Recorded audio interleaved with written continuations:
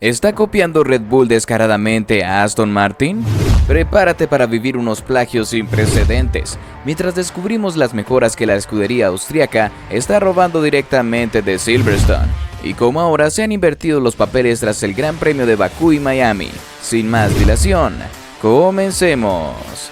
Según los expertos, era Aston Martin quien había copiado a Red Bull desde el inicio del curso. El hecho de tener en sus filas a Dan Fallows, ex aerodinamista y mano derecha de Adrian Newey, ha sido clave como director técnico a la hora de difundir dicho mensaje. Si bien es cierto que la filosofía de diseño de la MR23 seguía por las decisiones tomadas en Milton Keynes con el RB18, hay algunos aspectos en el coche de color verde que iban mucho más allá de lo visto hasta el momento en el RB19, que está dominando con mano de hierro. La zona de los pontones de la MR23 es sin duda alguna la más extrema. Han buscado al máximo el efecto Coanda, que dirige hacia el suelo el flujo de aire de la parte delantera por encima del chasis y en dirección al difusor, gracias en parte a la hendidura que hay en el superior de los pontones y justo debajo de la tapa motor, que sirve también para evitar que las turbulencias de la rueda delantera ensucien ese paso de aire. Más allá de eso, Aston Martin ha tenido el valor de crear unos pontones con unas entradas anchas pero muy estrechas, que sobre todo en el borde exterior son más cónicas. Red Bull por su parte propuso una solución menos cónica, para no comprometer la refrigeración del motor Honda. En Bakú, el equipo técnico dirigido por Pierre Wache montó un paquete aerodinámico que iba justo en la dirección de la MR23, con unas entradas más estrechas y un labio inferior más alto, útil para aumentar el flujo de aire que pasa por debajo. El objetivo, por tanto, es mejorar la eficiencia aerodinámica, sin afectar la fiabilidad de la unidad de potencia Honda. De hecho, tuvimos la contraprueba de ello en el Gran Premio de Miami, apenas una semana después. En el equipo austríaco no se han limitado a miniaturizar las entradas de aire, sino que también han revisado la dinámica de fluidos en el interior. Menos flujos de refrigeración requiere una mayor extracción de calor. En Miami, por lo tanto, se esperaba un RB19 con branquias recortadas en los laterales de la tapa motor, pero no fue así. A pesar de los 30 grados centígrados del aire y los 46 grados centígrados del asfalto, Red Bull se permitió una configuración muy cerrada, conformándose con una rejilla de ventilación, mientras que los de color verde desde Bakú tuvieron que recurrir a una rejilla de ventilación muy llamativa por debajo.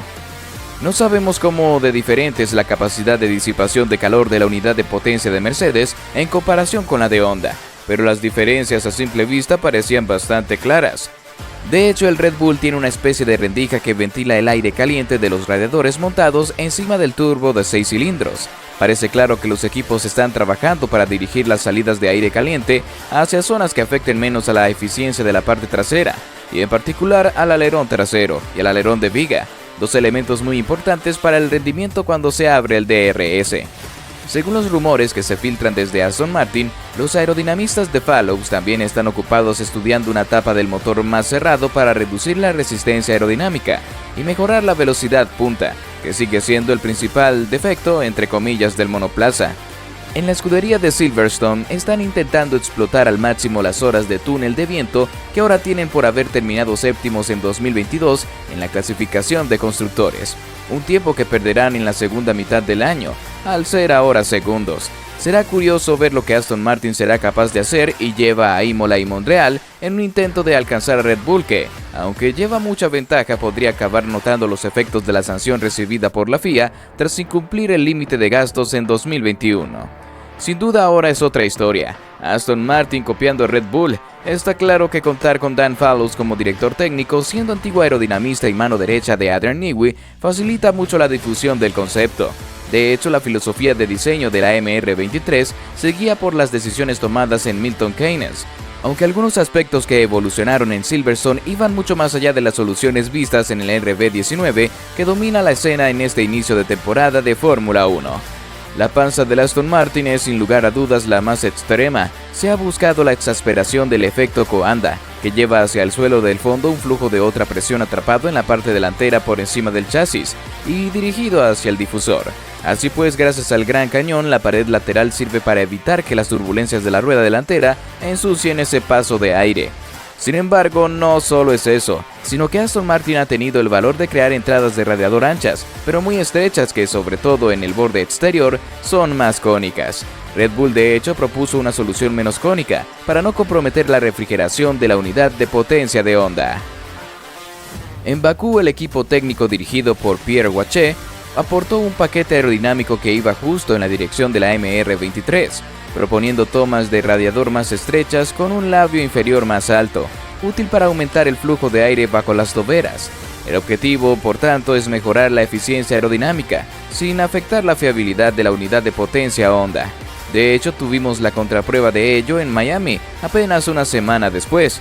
En Red Bull no se han limitado a miniaturizar las tomas de aire, sino que también han revisado la dinámica de fluidos en el interior de los vientres. Menos flujo de refrigeración requiere una mayor extracción de calor.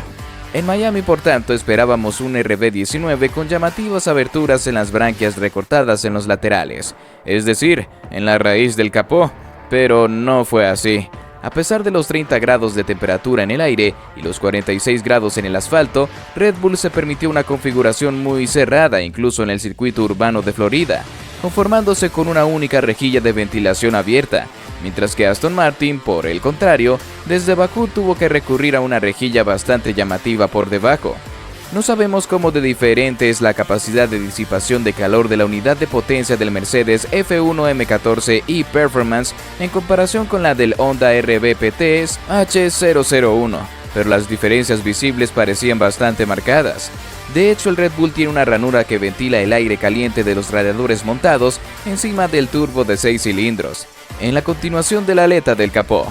Parece claro que los equipos están trabajando para orientar las salidas de aire caliente en zonas que afecten menos la eficiencia de la parte trasera, y en particular del alerón trasero y del alerón de larguero, dos elementos muy importantes para crear rendimiento al abrir el alerón móvil.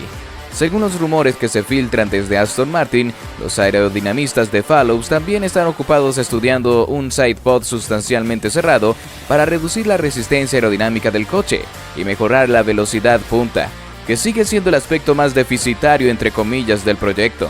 En el equipo, que también tiene al italiano Luca Furbato al frente, existe el deseo de explotar las horas de túnel que ahora se conceden al equipo, séptimo el año pasado en la clasificación de constructores, y que perderá en la segunda mitad del año, al ser ahora segundo. Será curioso ver lo que Aston Martin es capaz de producir para Imola y Montreal en un intento de alcanzar a Red Bull, que lleva mucha ventaja, antes de que se noten los efectos de la sanción decidida por la FIA por incumplimiento del tope presupuestario.